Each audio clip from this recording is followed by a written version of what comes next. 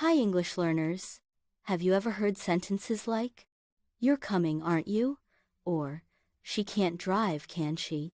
These are called tag questions, and they're a fun way to make conversation. But sometimes, they can be confusing. Let's make them easy. What's a tag question?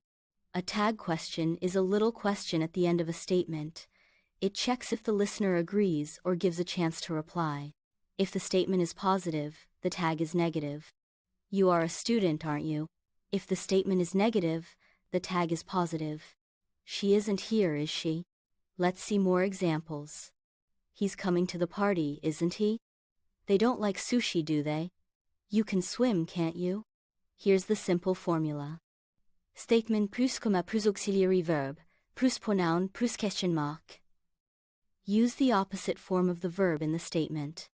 If you say, "She is," the tag is, "Isn't she?" If you say, "They don't," the tag is, "Do they?" "You're tired, isn't you?" Wrong. "You're tired, aren't you?" Okay.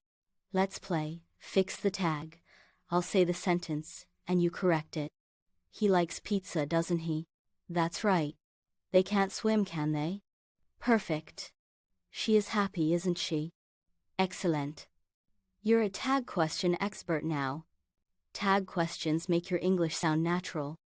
If the statement is positive, use a negative tag. If the statement is negative, use a positive tag. Now, go practice with your friends or family. Like, subscribe, and comment your favorite tag question below. See you next time on My Favorite English Teacher.